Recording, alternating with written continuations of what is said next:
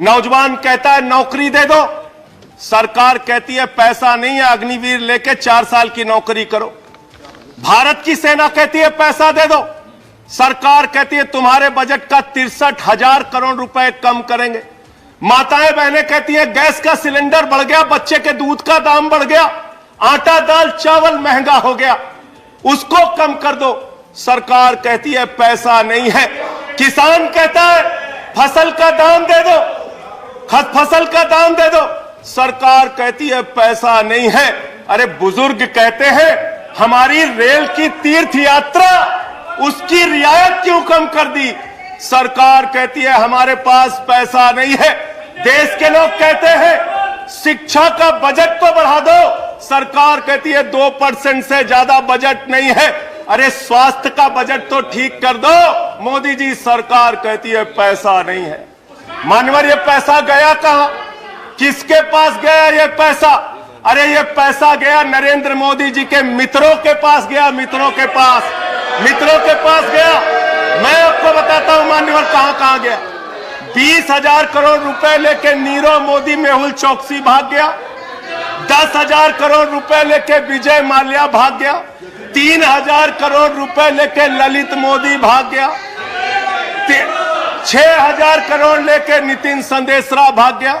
और ये मेरी जानकारी नहीं है, ये मेरी जानकारी नहीं मान्यवर, इस सरकार ने बताया पूंजीपतियों का 11 लाख करोड़ रुपए माफ किया। 11 लाख करोड़ रुपए आप जीरो लगाते लगाते थक जाएंगे मान्यवर, इतना पैसा इन्होंने पूंजीपतियों को माफ किया। और इस सरकार को एक सनक है, इस सरकार को एक सनक है, मोदी सरकार को एक सनक है, उसको ये सनक है हमको अपने मित्र को अमीर बनाना है, हमको अपने मित्र को अमीर बनाना है, हमको अपने मित्र को दुनिया का सबसे बड़ा अमीर बनाना है। और मालूम है मान्यवर उसको कितना कर्जा दिया इस सरकार ने? 2.5 लाख करोड़ रुपए, 2.5 लाख करोड़ रुपए मान्यवर, 2.5 लाख करोड़ रुपए। जीरो लगाते लगाते थक जाएंगे। एक इंसान को 2.5 लाख करोड़ रुपए और बच्चे के दूध पे टैक्स लगाते हो, आटा दाल चावल पे टैक्स लगाते हो, हिंदुस्तान के गरीब आदमी का खून चूसने का काम करते हो। सरकार किसके लिए चल रही मान्यवर? यह सरकार किसके लिए चल रही है? इसको ध्यान से हमें सोचना पड़ेगा। जब हम इसी सदन में किसान के काले कानून का विरोध कर रहे थे, हमें सस्पेंड करके बाहर कर दिया गया। 1 साल के बाद यह सरकार कहती है अब हमें होश आ गया, हमारी तपस्या में कमी रह गई, हम काला कानून वापस ले रहे हैं। क्यों भाई? 1 साल पहले कानून वापस ले लेते तो 750 किसानों को शहीद नहीं होना पड़ता।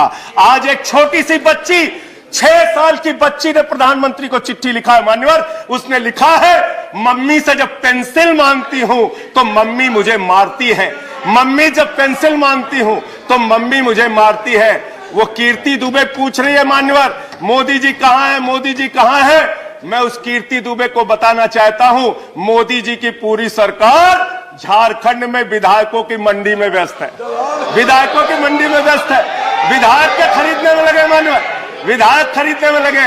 ये पूंजीपतियों की सरकार चल रही है, पूंजीपतियों की गुलामी करने वाली सरकार चल रही है, जो इस देश के अंदर महंगाई बढ़ाने का काम करती है। गरीब के लिए खाने के लिए पैसा नहीं, 800 दवाओं पर, कैंसर की दवा पे, किडनी की दवा पे, टीबी की दवा पे आपने दाम बढ़ा दिया, आपने अस्पताल के कमरे तक पे दाम बढ़ा दिया।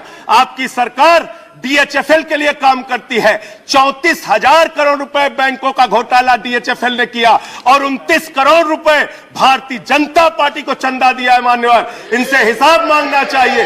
क्यों नहीं जाती ईडी इनके पास, क्यों नहीं जाती सीबीआई इनके पास? इनसे सवाल पूछना